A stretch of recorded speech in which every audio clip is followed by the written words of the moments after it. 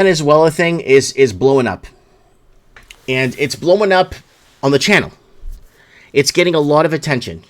A lot of people are privately messaging me, emailing me, Instagramming, whatever, messaging me everywhere about this whole Venezuela thing. My video is getting quite a bit of views, and it's getting quite a bit of views on Facebook. It's gotten, I think, 790 or 800 shares or something on Facebook alone. About this whole, our prediction, Venezuela is going to be the next move. It's going to be the next proxy war. It's going to be the next escalation. It's going to be the next distraction. And that is something that I basically worded it where this is going to happen. Now, I took pen to paper and I actually typed out in a draft email here. I just drafted out an email typing out what's going to happen with Venezuela. And this is very important if you're living in the Americas, especially in the northern and southern hemisphere in the Americas. This is an interesting one. And I think they're going to play it to the end. So let's look at this headline here, and then we'll go into my prediction. So here's the headline right here. Venezuela boasts troop deployment in response to U.S. threats. Caracas is set to send 25,000 soldiers to coastal states after American warships arrived in the Caribbean to counter drug cartels. Now, drugs have always been a problem. They never made headlines. Well, they made headlines from time to time, so you feel safe that the governments are doing their jobs. But it depends where the drugs are coming from. It depends what treaties the governments have with each other when it comes to drug trafficking, right? So they're making this whole war on drugs again. Drugs are bad and all that. Drugs, war on drugs. We're back to the war on drugs. The boogeyman on war on drugs. They could have solved the war on drugs 20, 30 years ago during the Reagan administration if they really wanted to. If they really wanted to clean up the drugs and actually create facilities to fix this problem, they could have long time ago. But they chose not to. So what is this Venezuela prediction? Here goes. I'm not going to talk. I'm just going to go right to it. I'm going to go to the show notes. I actually took notes for you guys on this one because I think it's important. So what's going to happen? It's going to start off with the oil war spillover. So I make up names for things because I can't really factor what I'm... Just bear with me here. Oil war spillover. The U.S. will seize Venezuelan oil rigs, tankers, under justification of protecting global energy markets. In retaliation, you know what Venezuela is going to do? They'll sabotage Caribbean shipping lanes, causing massive disruptions to global oil supply and spiking energy prices overnight. So this could be a ploy to go back to $100 to $160, $180 a barrel. Charge more for the energy. Right? It could be a ploy, a front. Well, we're at war, so energy is going to have to go up, even though we have tons of reserves. And then it's going to move to proxy escalation with Cuba and Nicaragua. Nicaraguenses. Instead of the direct boots on the ground, I think Washington is going to back Colombia and Guyana, like we said in our prediction, militarily, while Venezuela activates Cuban, Nicaraguan, and even Iranian proxy forces in the Caribbean basin. Suddenly, what looks like an intervention becomes a mini Cold War. Standoff in Latin America. And then what's going to happen? You got the blackout warfare.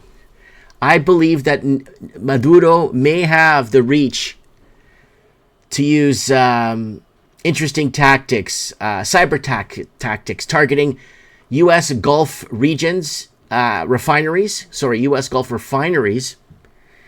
And I have a feeling he may even hack into Florida's power grid. Rolling blackouts in Miami, being blamed on Maduro. Maduro's revenge. And then, what's going to happen? We're going to go into the mass migration weaponization. Yep, I took notes on all this, folks.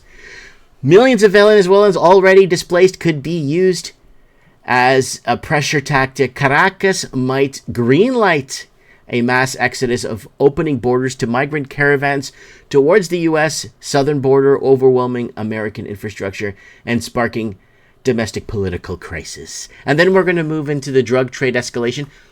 We're seeing a drug trade escalation now. The media is putting it front and center for a reason. They're doing it for a reason. But I think Venezuela will ramp up cooperation with cartels, flooding the U.S. with cocaine shipments. Fentanyl comes from China. We'll cover that later on the show. But fentanyl comes from China. So the cocaine shipments and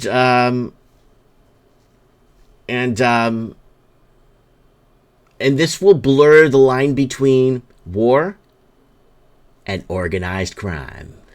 And then we're going to move into the stage where you're going to see the headlines: Russian, Chinese peacekeepers arrive. Yes.